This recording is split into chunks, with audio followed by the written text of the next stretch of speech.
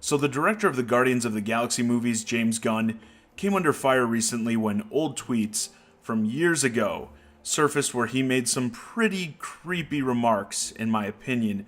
Weird sex jokes with several of them referring to children, pedophilia jokes, essentially. And there were quite a few of these damaging statements here. As soon as this revelation started making the rounds, Gunn went on to start mass deleting a lot of the damning tweets. Thousands of tweets ended up getting scrubbed from his feed. Some people actually caught him tweeting out the date range searches he was doing to find the tweets to delete. But it's too late. They were out there, screen capped, shared. Remember, kids, when you post things to the internet, you should do so assuming they will be there forever. It sounds like the collection of these tweets was partially a political move meant as a takedown by people who aren't big fans of Gunn's political commentary on social media, and Gunn did go on to issue a bunch of apology statements, but it doesn't really matter. He said it, he posted the messages in a public forum. It's worth saying again, don't make things public if you don't want them to be public.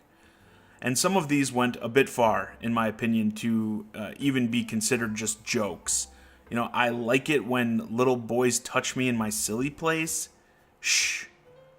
Like, why even post that? You're asking for trouble. I think there's actually probably enough here for people to at least start asking him some questions about it. You know, Hollywood has been under tons of fire as a whole lately for all the sexual abuse that appears to be so common in Tinseltown. I wouldn't be surprised if the authorities end up paying Gunn a visit. And Disney yesterday responded quite swiftly with this message. The offensive attitudes and statements discovered on James' Twitter feed are indefensible and inconsistent with our studio's values, and we have severed our business relationship with him. So it looks like Gunn is done. He's off the Guardians of the Galaxy 3 project, and coming out of this, there has been some debate as to whether or not this was too harsh. I've actually noticed quite a few people defending him online, saying he already apologized for this behavior a long time ago, which, yes, he did for some of it. They're just tweets. Which sure, there's nothing criminal here. Sounds like I said, there may be some investigations coming, though. But from my perspective, I don't think they even had a choice. Now, I will say, I do get worried generally about the clamping down of free speech lately, but this is a totally different scenario when it comes to your place of employment. Similar to the Roseanne deal recently, where her show was canceled after her online remarks. You can say whatever you want, no one's stopping you, but when you're saying these types of things on a public forum with thousands, if not millions of people watching, it's up to the company you work for to determine whether or not they want to continue to be associated with you. And when you're a family-oriented company like Disney, you can't have one of your biggest directors making headlines over pedophilia jokes.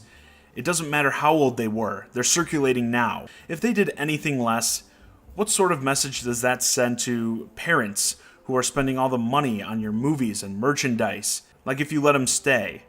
The public perception would be that Disney is okay with this sort of behavior, with these sorts of jokes, even if they aren't. You know, they were made before he was affiliated with Disney, but it doesn't matter. Guilt by association. And this should serve as a lesson to anyone looking to work for a family company like Disney at any point in the future. Don't tweet things like, Eagle snatches kid is what I call it when I get lucky. Ugh. If so much of this stuff didn't refer to kids, I think he may be able to get through it. But yeah, when you're the biggest children's entertainment company in the world, you probably want to have a zero tolerance policy when it comes to jokes about raping children. I think that would probably serve you well in the long run. It'll also be interesting to see where the MCU goes with Gunn now being promptly removed. I've seen people suggesting that perhaps Taika Waititi, the director of Thor Ragnarok, could possibly replace him. Thor Ragnarok definitely had a similar comedic vibe to the Guardians movies. Perhaps they could even have Thor team up with the Guardians for the next movie. After Infinity War, I think it would be a good idea to get some new team-ups, team swaps perhaps going on for the remaining characters, it's going to be hard for anyone to pull off solo movies after these gigantic ensemble pieces, so I could see that working. Regardless, the show will go on without him.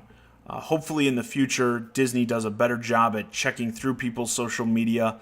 Like I said multiple times, people, if you think something you post could come back to bite you one day, don't post it. It's not worth the likes or the retweets, I promise you.